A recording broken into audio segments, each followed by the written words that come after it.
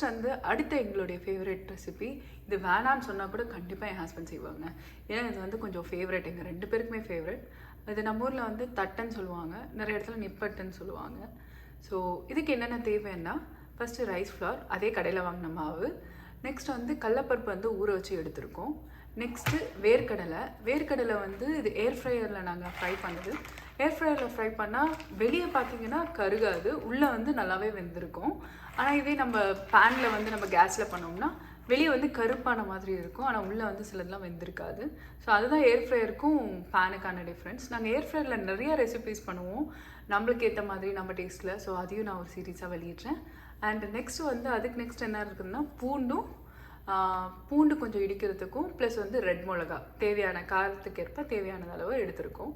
Next வந்து கருவேப்பிலை, அது பக்கத்தில் இருக்கிறது வந்து பொட்டுக்களையே அரைச்சி வச்சுருக்கோம்.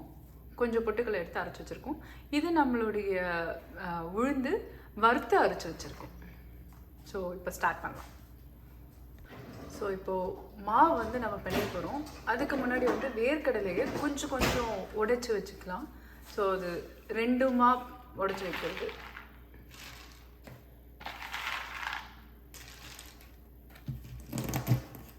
அது ஸ்மாஷ் ஆன மாதிரியும் இருக்கணும், as well as நம்ம வாயிலையும் படுற மாதிரி. ஸோ நாங்கள் கருவேப்பிலை கொஞ்சம் எக்ஸ்ட்ராவாகவே ஆட் பண்ணியிருக்கோம். ரீசன் வந்து எனக்கு ப்ரெக்னென்சிக்கு அப்புறம் நிறையா ஹேர் லாஸ் இருந்ததுங்க. இதுவும் அதுக்கப்புறம் கருவேப்பிலை பொடியெல்லாம் நாங்கள் பண்ணி வச்சுருக்கோம். அதெல்லாம் சாப்பிட்டதுக்கப்புறமே ஹேர் லாஸ் வந்து ஓரளவுக்கு நல்லாவே பரவாயில்ல. அது இதுக்கப்புறம் இப்போ நல்லாவும் இருக்குது. ஸோ கடல போடுறோம்.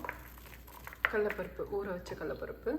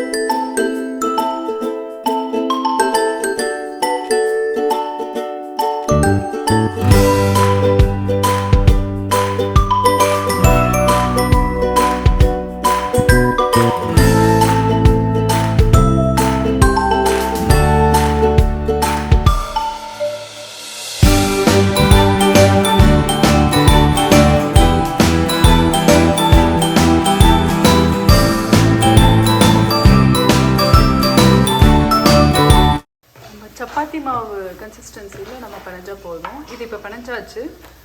ஒரு 15 to 20 மினிட்ஸ் வந்து நம்ம அப்படியே ஊற விடுவோம். ஸோ இப்போ மாவு வந்து நல்லா செட் ஆகிடுச்சுங்க. அதனால் தட்டப்பட ஆரம்பிக்கலாம். நல்லா எக்ஸ்பீரியன்ஸாக இருக்கவங்க வந்து கையிலே தட்டுவாங்க. ஸோ ஜஸ்ட் இப்படி பண்ணி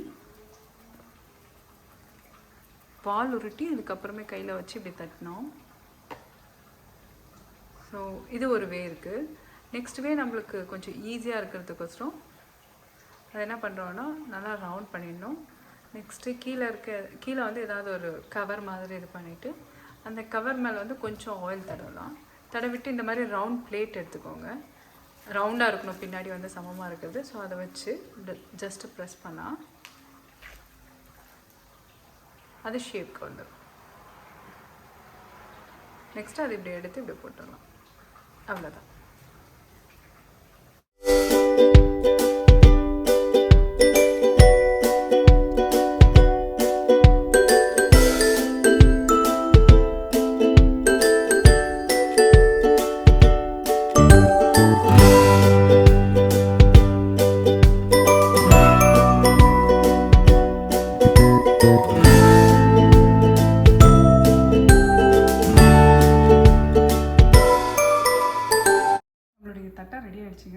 பாருங்கள். ரொம்ப நல்லாவே வந்திருக்கு. நான் இப்போ எடுத்து நோக்கி காட்டுறேன். எல்லாமே சூடாக இருக்குது ஆக்சுவலி.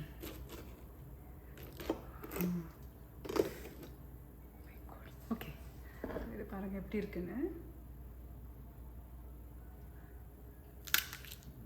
சவுண்ட் வந்துச்சா? அவ்வளோ கிறிஸ்பியாக இருக்குது. ஸோ டேஸ்ட் எப்படி இருக்குன்னு பார்த்துக்கலாம். நல்லா முறுமுறுன்னு சூப்பராக இருக்குது. உள்ளே இருக்கிறது சாஃப்டாக இருக்குது, மேலே வந்து நல்லா முறுமுறுன்னு இருக்குது. ரொம்ப நல்லாவே வந்திருக்குங்க. அதுக்கப்புறம் இந்த